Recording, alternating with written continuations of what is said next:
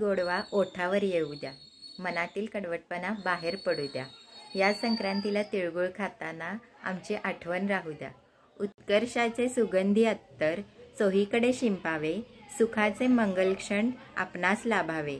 श्री लक्ष्मीनारायण घरी तुमच्या यावे, शुभेच्छाने अवघे अंगण तुमचे भरावे. दुःख असावे तिळासारखे, आनंद असावा गुळासारखा, जीवन असावे तिळगुळासारखे. माझ्या यूट्यूब फॅमिलीला माझ्याकडून मकर संक्रांतीच्या खूप खूप शुभेच्छा. तिळगुळ घ्या आणि गोड गोड बोला. तर आज मी तुम्हाला दाखवणार आहे. सगळ्यात पहिल्यांदा मी आता इथे कणिक मळून घेते. कणिक मळताना मी गव्हाचं पीठ घेतलेलं आहे. आपल्याला जेवढ्या पोळ्या करायच्या आहेत त्यानुसार आपण गव्हाचं पीठ घ्यायचं आहे. आणि 3 ते 4 चमचे छोटे चमचे त्यात तांदळाचं पीठ घातलेलं आहे मी. म्हणजे पोळ्या एकदम खुसखुशीत होतात. आणि त्यात थोडंसं कच्चं तेलसुद्धा आपल्याला घालायचं आहे पीठ मळताना. आणि ते सगळ्या पिठाला व्यवस्थित एकसारखं लावून घ्यायचं आहे आधी तेल. आणि कणिक मळताना आपल्याला जास्त घट्ट किंवा जास्त पातळ म्हणजे मऊ मळायची नाही आहे.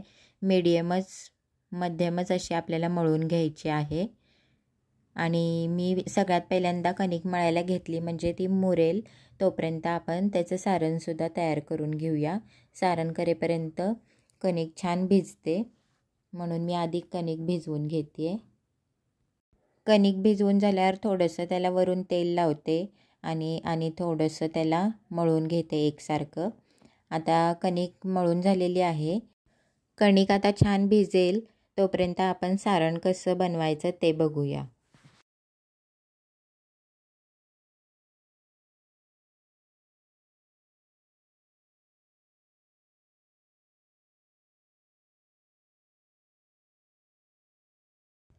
सारण बनवताना आपल्याला सगळ्यात पहिल्यांदा हरभरा डाळीचं पीठ घ्यायचं आहे.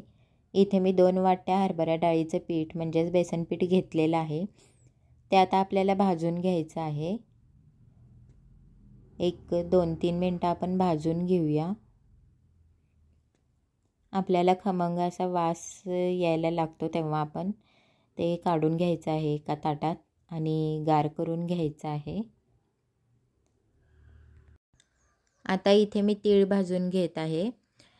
तर इथे मी आता 2 वाटी हरभरा डाळीच्या पिठासाठी अर्धी वाटी तीळ असं मी प्रमाण घेतलेलं आहे. तर आता तीळसुद्धा आपण भाजून घेऊया 1-2-3 मिनटं आणि ते सुद्धा आपण गार करायला ठेवूया. आता इथे तीळ गार होतील तोपर्यंत आपण शेंगदाणे वाटून घेऊया. तीळसुद्धा अर्धी वाटीच घेतलेले आहेत आणि भाजके शेंगदाणेसुद्धा अर्धी वाटीच घेतलेले आहेत.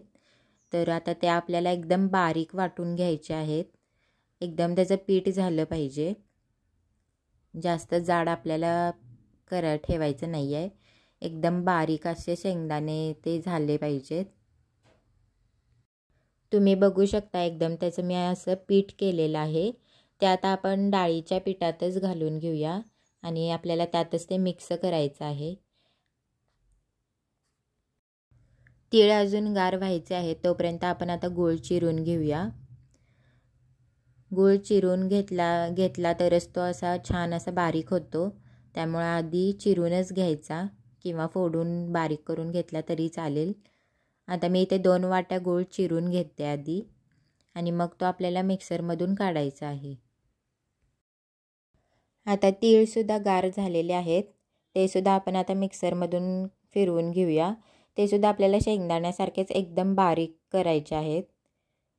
मोठे राहिले नाही पाहिजेत म्हणजे पोळी लाटताना फुटणार सुद्धा नाही आणि खाताना सुद्धा छान लागेल. आता हा तिळाचा कूटसुद्धा मी त्या मिश्रणात घातलेला आहे. म्हणजे शेंगदाण्याचा कूट, तिळकूट आणि डाळीचं पीठ हे आपल्याला एकजीव करून घ्यायचं आहे हातानं व्यवस्थित. आणि ते एकजीव झाल्यानंतर पुन्हा एकदा आपल्याला ते मिक्सरमध्ये गूळ आपण मगाशी 2 वाट्या गूळ चिरलेला आहे त्यासोबत आणखीन एकदा आपल्याला लावून घ्यायचा आहे मिक्सरला.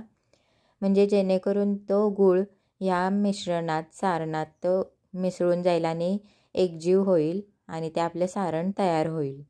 तर आता इथं मी मिक्सरमध्ये थोडंसं सारण एकजीव केलेलं घातलेलं आहे आणि त्यात 1 वाटी गूळ घातलेला आहे.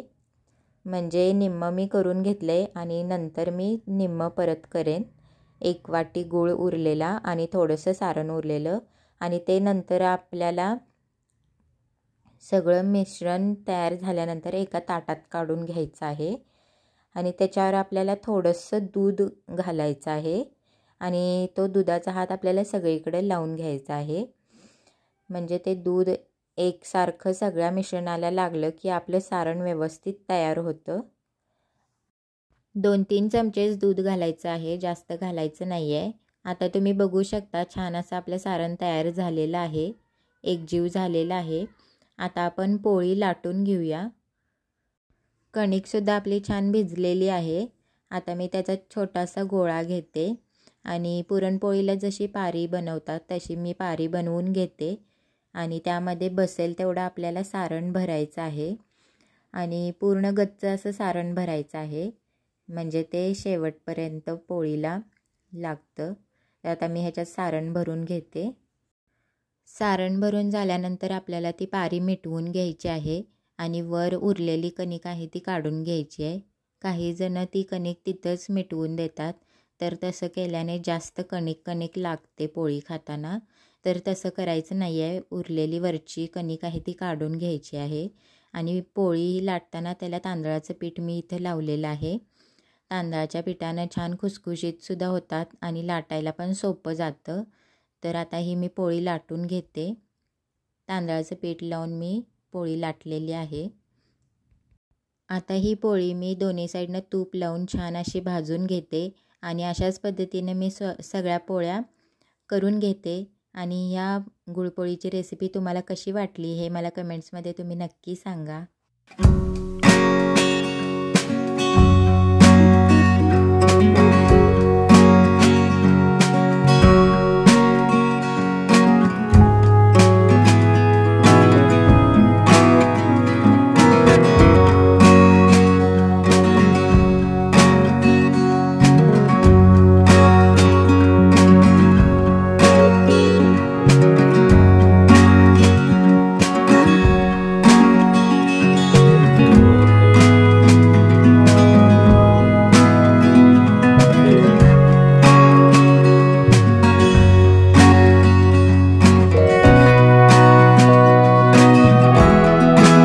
पोळ्या करून पटकन आवरायचं आहे सगळं आणि मलासुद्धा हळदी कुंकवाला जायचं आहे आणि परीसुद्धा आज तिळगुळ वाटायला जाणार आहे.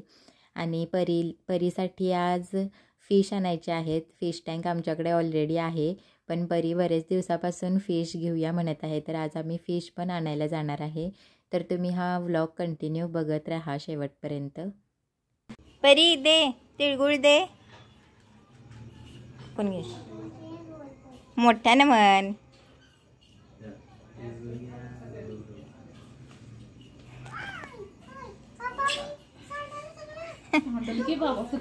आणि तुझ्या फ्रेंडला दे तिळगुळ.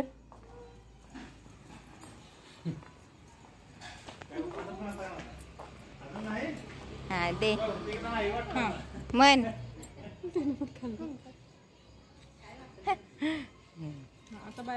दे रे तिळगुळ घे, गोड बोल. बोरनन करा की गते दागिने घालून. तिळगुळ घे, गोड बोल.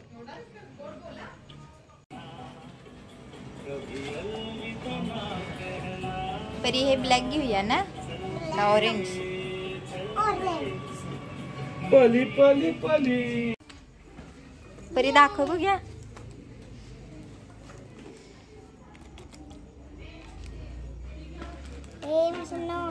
ये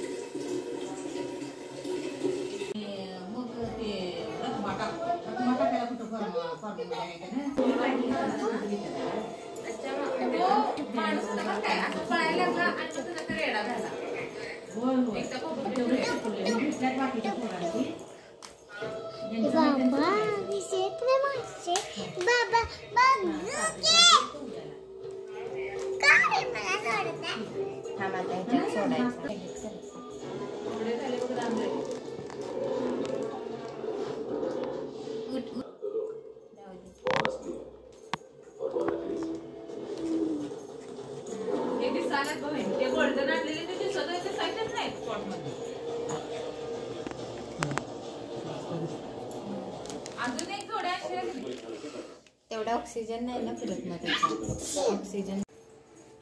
ए बाळा तो पाळणा इकडे आणला.